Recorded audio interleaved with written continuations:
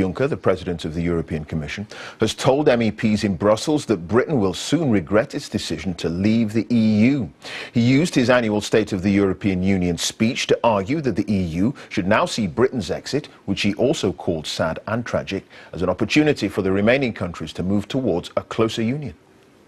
March 29th, 2019, that will be the date where the United Kingdom will leave the European Union. This will be a very sad and tragic moment in our history. We will always regret this, and I think that you will regret it as well soon, if I might say.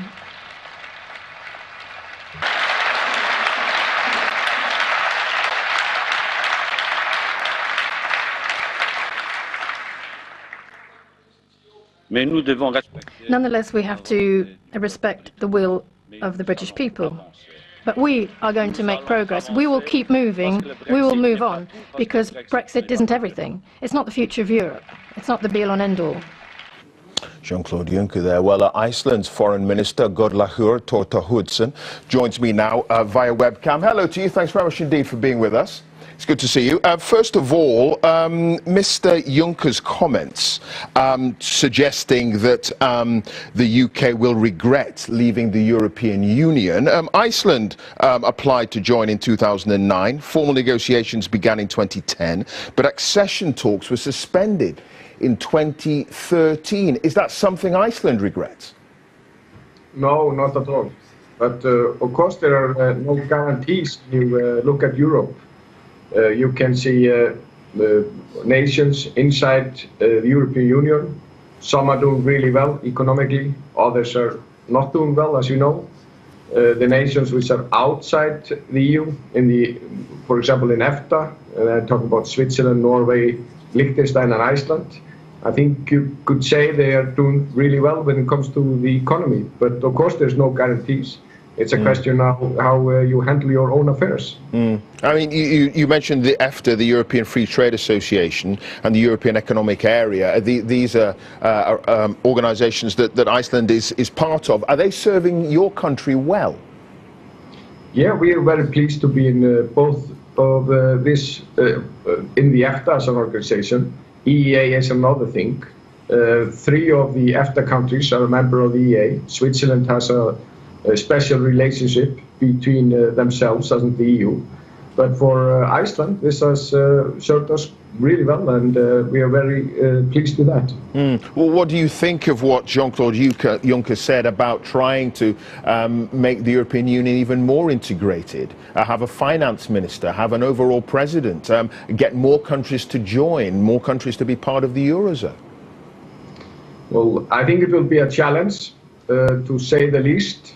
But of course, this is just a decision of the European Union, how they, what they do when it comes to political integration. But as we know, it's been challenging for them to do so in the past. But we will see how it will go in the future. And what about Iceland's relationship with the UK after Brexit? How important is it that the two countries stay close together? It's very important. In Europe, the UK is our most important trading partner. This is the 5th largest economy in the world. It's obvious when you will start doing your own free trade agreements that everyone wants to make a free trade agreements with you. The message we have got so far from the UK government has been very positive. We based our relationship on not on decades, it's many hundreds of years. And we are quite optimistic that they will be prosperous in the near and distant future. So there is a good life to be had outside the European Union, and Iceland's experience is testimony to that, you would say? Yeah, we are not complaining, and we see only opportunities when it comes to our situation. We are, as I mentioned, part of EFTA and the EEA. Being part of EFTA, which is a different thing from the EEA, means that we are making free trade deals with other EFTA members, but we also can make our own bilateral agreements. And we were, for example, the first Western nation to make a free trade agreement with China. Does that suggest then that you don't see Iceland anytime soon, heeding Mr. Juncker's call to perhaps look at opening up accession talks again? No, I cannot see that in the near future. Of course, we have no idea how things will develop. As Europe is now, then you have layers of cooperation. Some nations are in the EU, some are in NATO, some are in the EA, some are in EFTA, some are in Schengen, some are in the Eurozone. So the multi-speed has been there for a very long time, and we have to see how things will develop. But the most important thing is that the European nation as a whole share the same values. And we also, I think, what combines us, that we want to have free trade among us, between us.